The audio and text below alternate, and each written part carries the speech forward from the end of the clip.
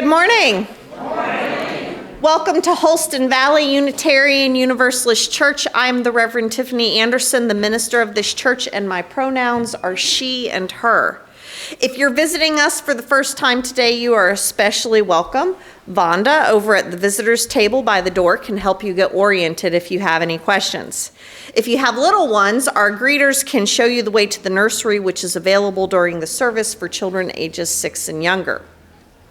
Please be aware that our services are filmed and posted on YouTube, and there's a chance that you might be seen in our YouTube videos. If you want to make sure that you are not on camera, please sit in the perfume-free zone or in the section closest to the back table and the library. During this holiday season, we gather with each other and we gather with family. On Thanksgiving Day, just a week and a half ago, we filled our fellowship hall and half of our sanctuary with people that were just as hungry for community as they were hungry for ham, tofurkey, and pumpkin pie. It was a beautiful sight. Rows and rows of tables and people gathered around them. And it got me thinking about how that big holiday table is a symbol for the season and all of our overlapping traditions. Today, we explore that symbolism and ask ourselves what it means to gather around the big table, both as a religious community here and throughout the season in our homes and with our family. And that exploration begins with our opening hymn, number 349, We Gather Together in the Thicker Gray Hymnal. Please rise in body or spirit as we sing together our opening hymn, number 349, We Gather Together.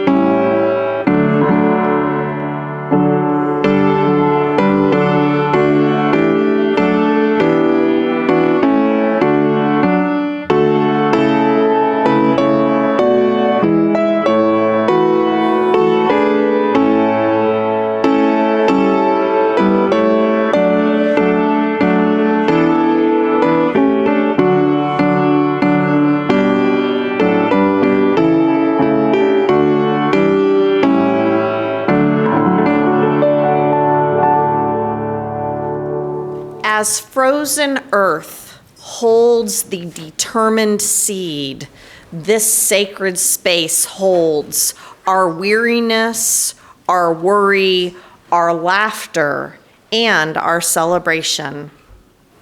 Let us bring seed and soul into the light of thought, the warmth of community, and the hope of love. Let us see together, hear together, love together. Come, let us worship. And let us enter this time of worship with some shared silence.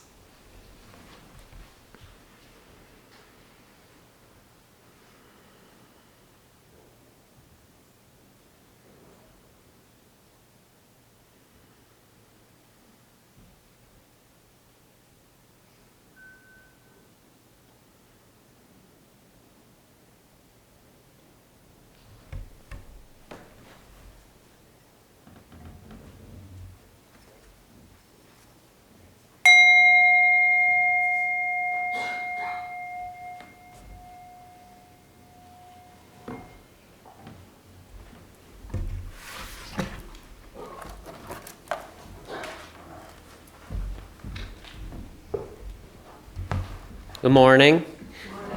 I'm Bradley, and I'm your service leader today. I've been a part of the church for 8 years now.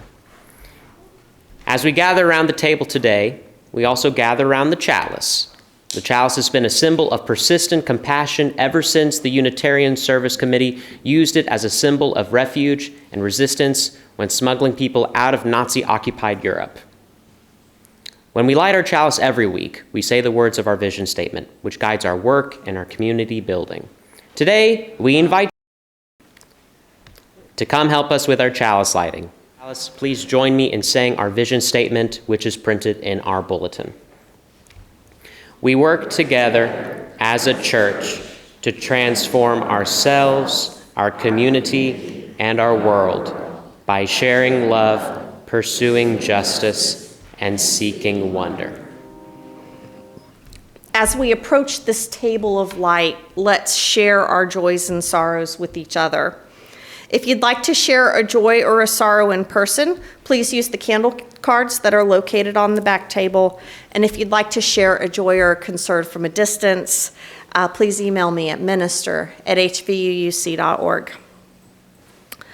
Thank you to everyone who showed up for Richard's memorial service yesterday.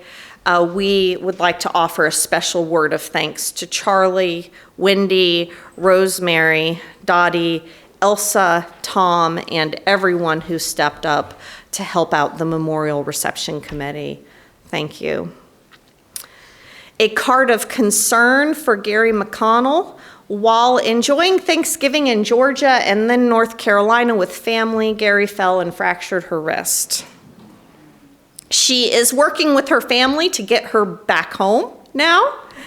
And when she's back into town, she is open to visits and cards. So I expect she'll get home pretty quickly. She's got some very helpful family helping her out. So if you wish to light your own candle, please approach the side of the table that is closest to you, and the closer candle keeper will assist you. Please light candles at the back of the table first so that no one has to reach over and open flame. If you wish for us to light a candle for you, please raise your hand until I acknowledge you, and I will light a candle for you. When our candle lighting is done, we will lift our voices together with hymn 1031, Filled with Loving Kindness. And our community is so much larger than just those who are in the building this morning, so we light a candle to hold space for those who are not physically present with us, but are ever in our hearts.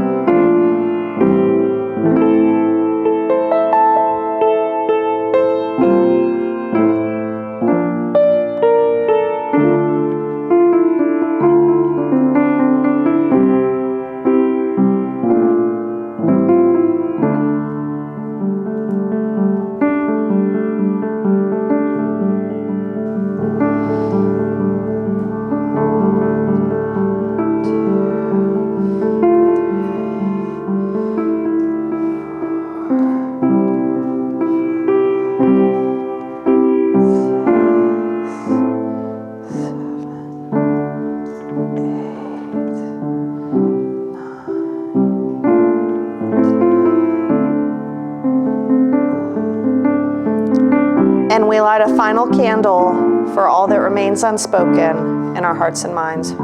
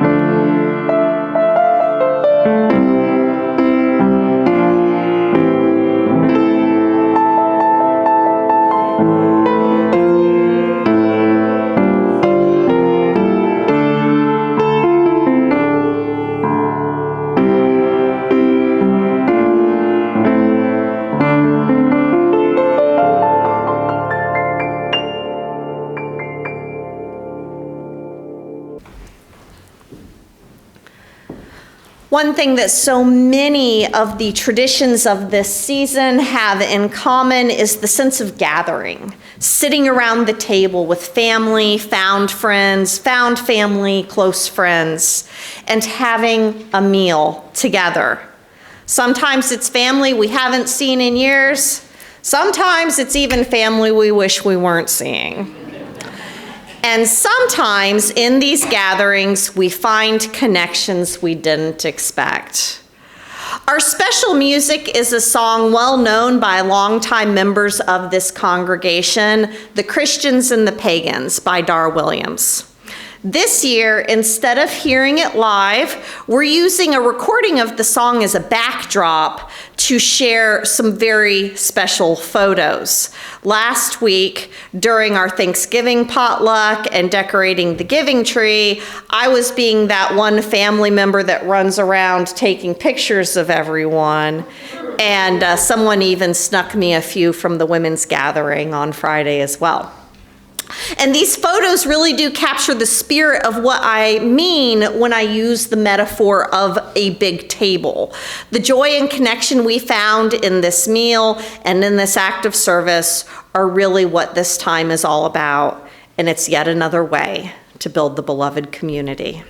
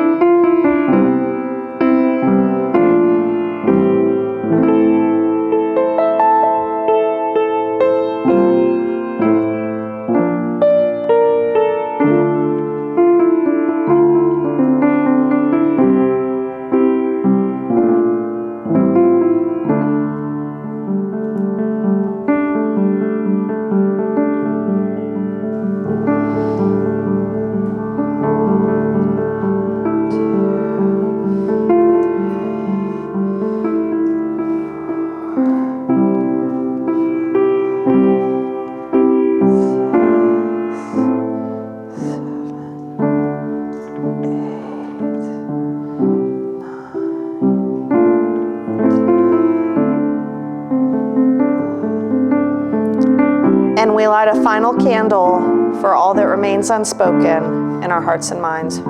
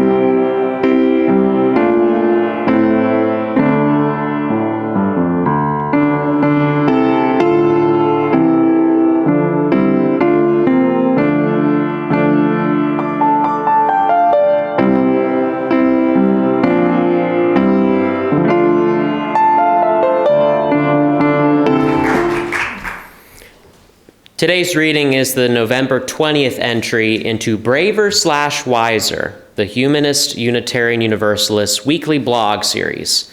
This reflection was written by Reverend Joe Von Rue.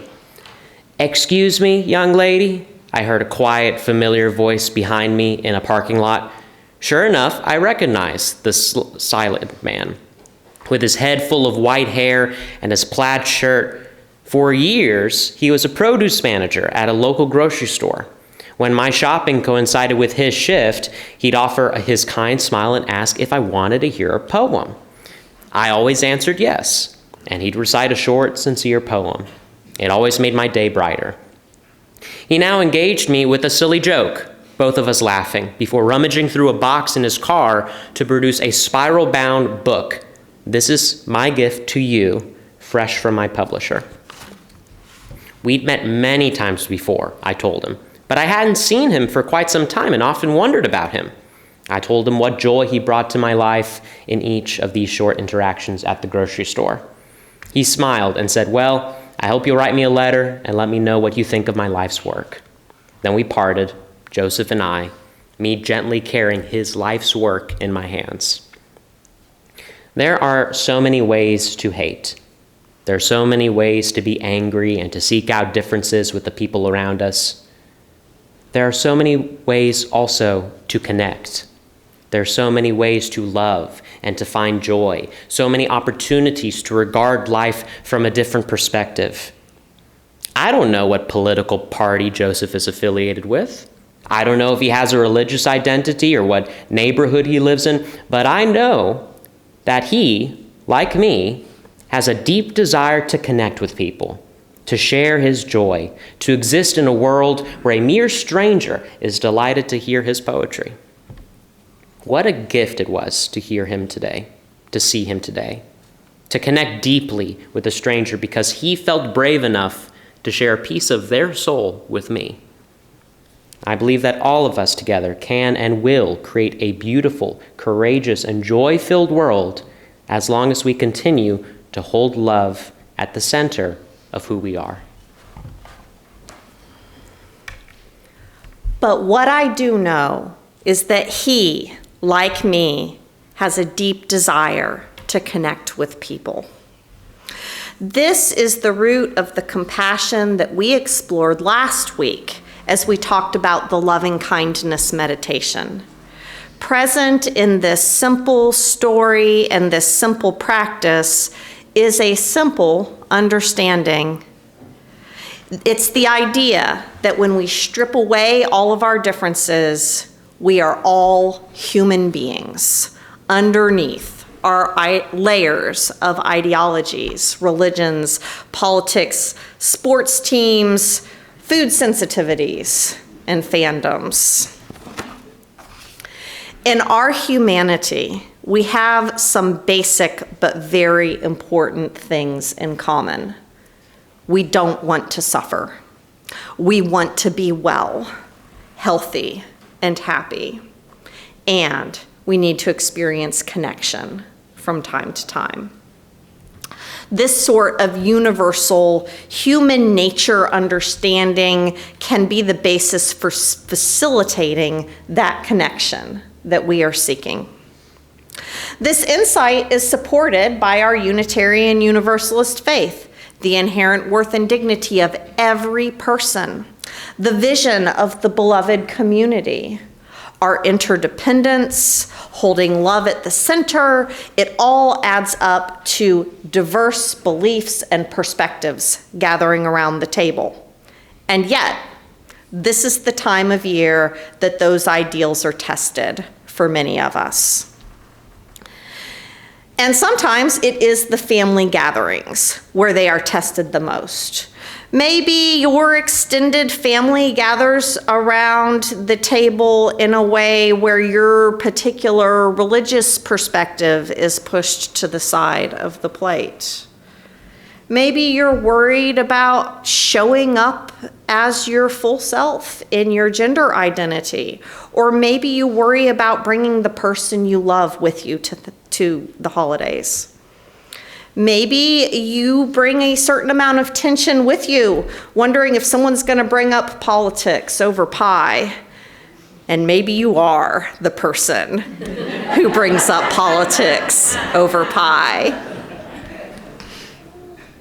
Yeah.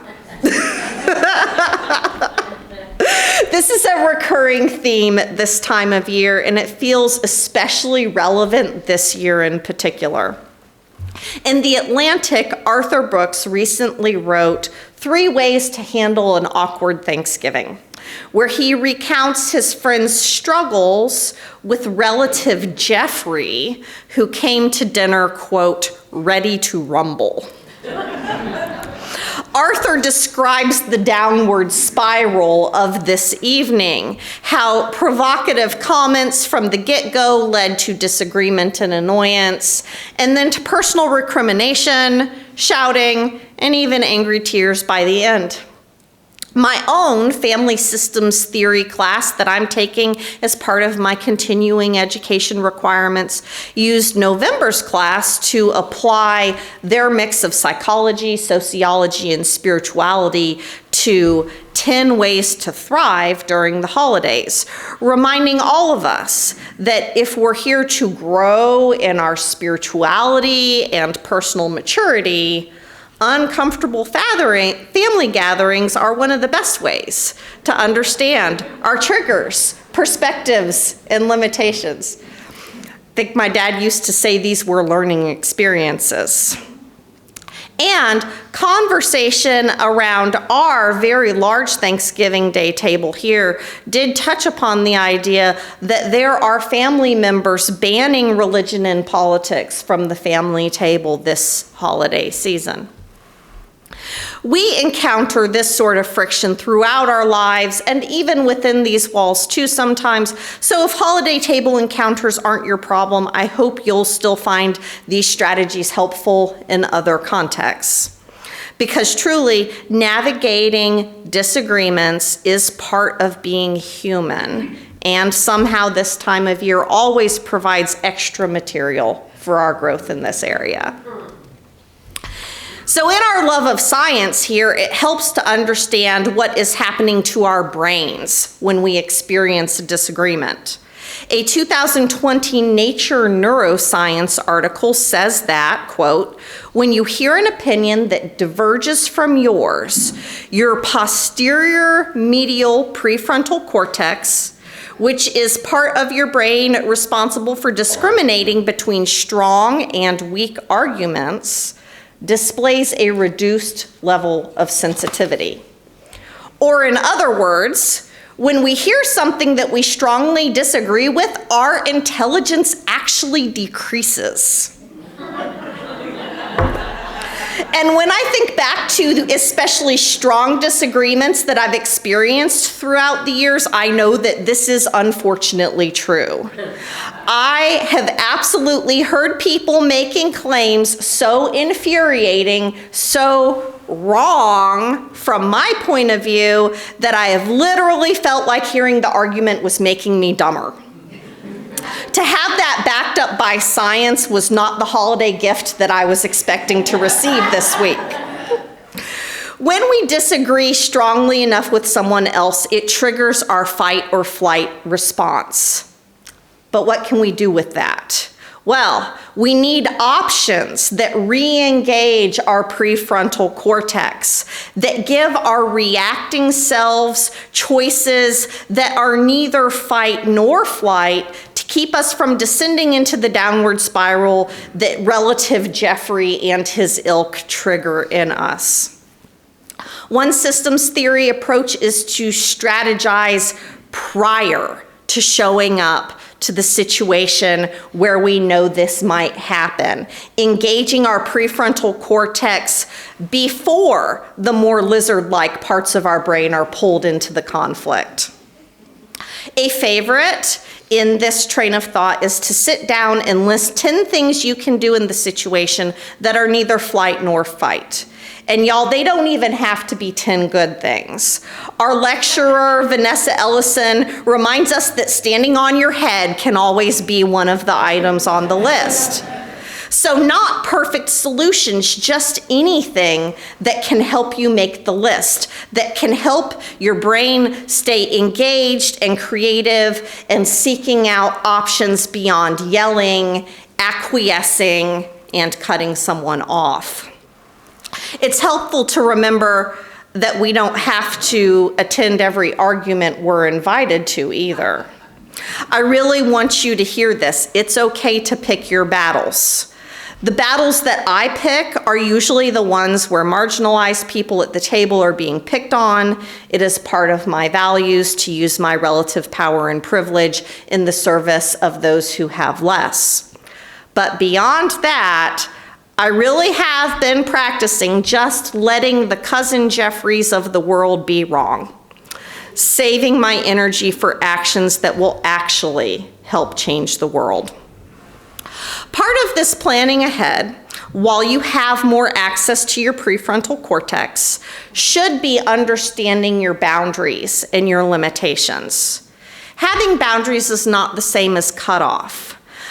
Cutoff is that reaction to overwhelm that says, I can't handle you anymore, just go away. I don't want to see you or talk to you anymore. But boundaries say something different. Boundaries say, because I care about you, I want us to figure out how we can be together in a way that works for both of us. Author Prentice Hemphill puts it this way: boundaries are the distance at which I can love you and me simultaneously.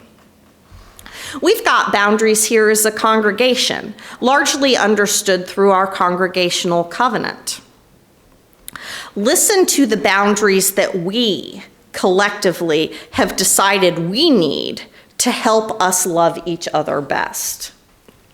We covenant to cherish the worth and dignity of others, to honor our differences, to practice good faith and openness, to communicate directly and honestly, to share our gifts and our gratitude in building our beloved community.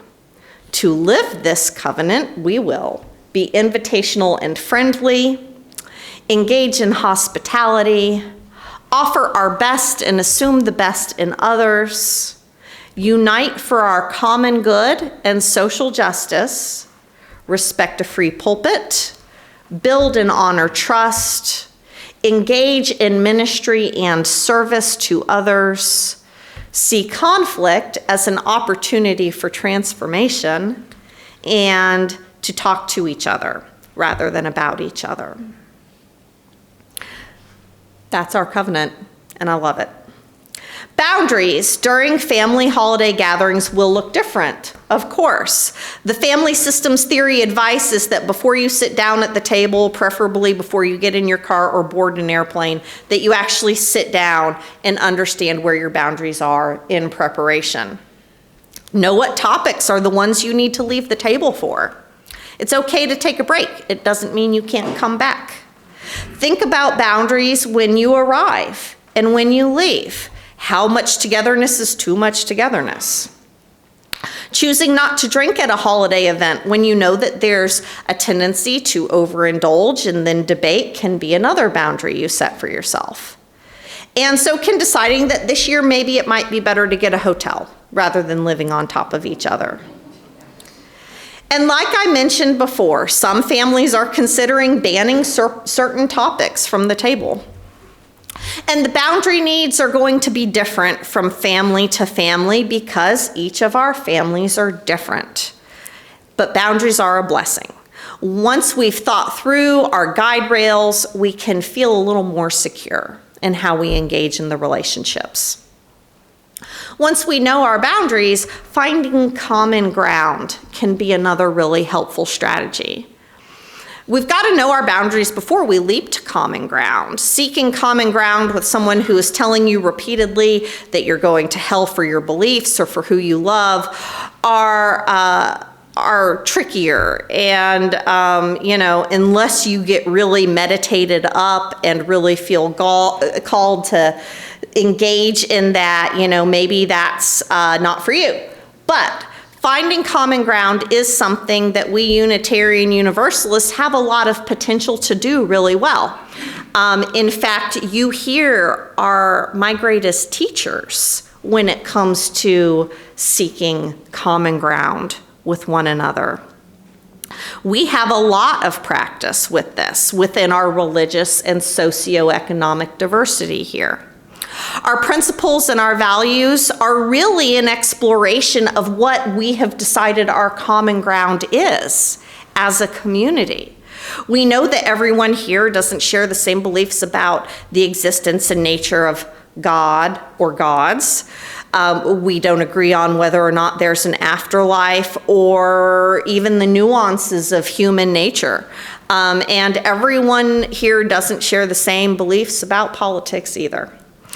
And yet, we gather together and are creating a beautiful community here, largely by focusing on what we do share in common: our principles, our values, the giving tree, our love of music and food and laughter. Really, when you think about it, there's so much that brings us together here, and we can take those lessons we've learned about open-mindedness and understanding and apply them to our family gatherings. I've seen the power of finding common ground in interesting places lately. This week, I attended a meeting of the Washington County Long-Term Recovery Group, a newly emerging post-hurricane force organizing to coordinate construction, volunteerism, advocacy, even spiritual and emotional needs.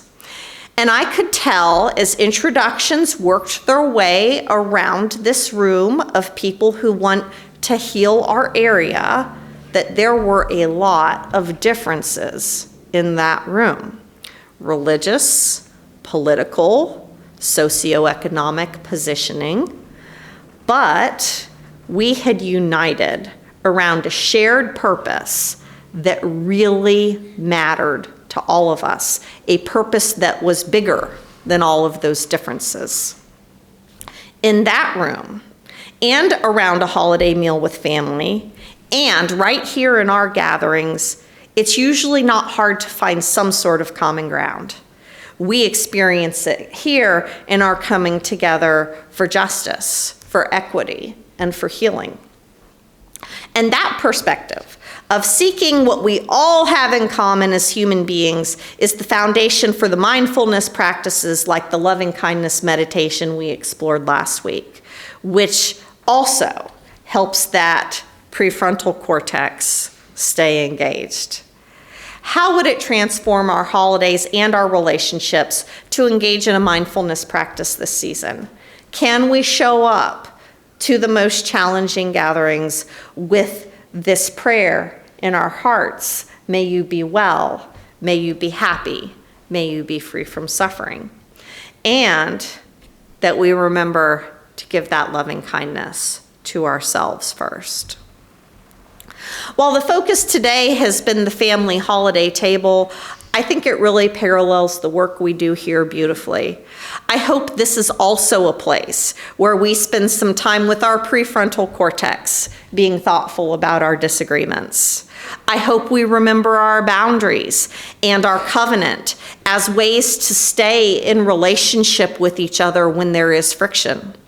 I hope we experience transformative awe about the common ground that we share here, because it's a really beautiful common ground. And I hope we discover the mindful and spiritual practices that will help us do it. Because we have a vision for what we want to see become reality. It's the picture painted by Dar Williams in her song, The Christians and the Pagans. It's the parable of the long spoons. It's images of us here eating together and helping the community together. The big question for us has always been, how do we get a little closer to that vision? How do we become the beloved community? Maybe some of these strategies and guide rails will help, and sometimes the situation may be too complex for all of these tools to apply. But if the guiding question continues to be, how can I bring more love into this world? Then I think we'll be on the right track no matter how many mistakes we make on the way there. May it be so, and may we find our place at the table.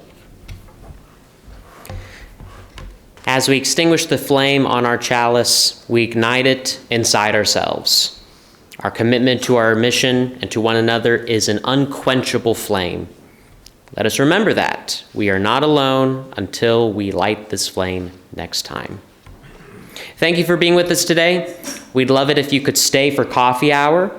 This coffee hour, we've got the Green Arts Festival, so stick around and shop for unique holiday gifts for your friends and family, supporting artists and artisans in our own community. They will be here from now until 2 o'clock. If any of you would like to learn how to use soundboard, if you wanted to participate in the Sunday services and help with the soundboard, during coffee hour, walk up to Rosemary. She's right there, and she can go ahead and give you a quick little lesson on how to use soundboard to help out the church if you got nothing to do. Or even if you do, please help. Next week, we have our beloved Festival of Light service at 11 a.m. Religious education will not be meeting next week, as so many of our regular RE attenders will be getting ready for Festivals of Light. Following the service next Sunday, anyone who wants to welcome to share a simple soup lunch and then go Christmas caroling to several members and friends of the congregation who often cannot be with us in person for various reasons. We carpool, so all you have to do is show up ready to spread some cheer. Next week, after church, is also the Social Justice Committee meeting. On Saturday, the day before Festivals of Light, we will be greening the sanctuary from 9:30 to 12:30. This community effort to decorate the sanctuary is a lot of fun. Bring garden gloves, bring snippers, and some evergreen bows if you got any of them. But if you don't have any of that, just bring yourself and your hands. We are continuing to really push for those Giving Tree donations.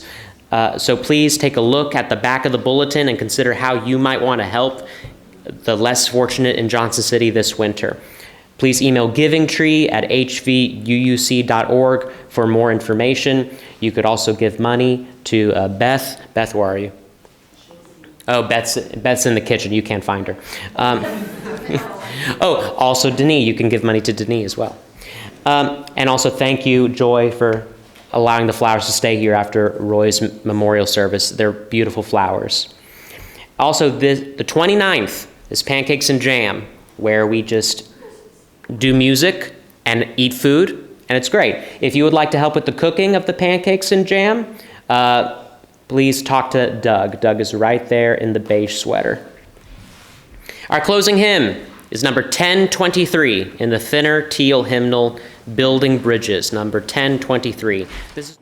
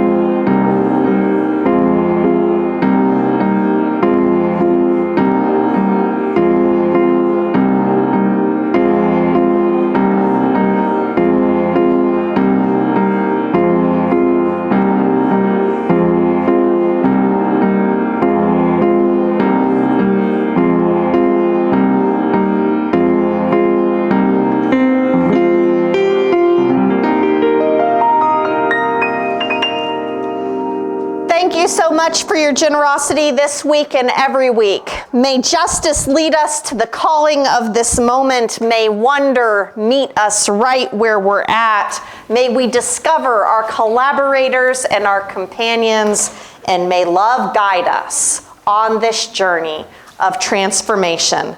Blessed be, amen, and go in peace. Yay, church!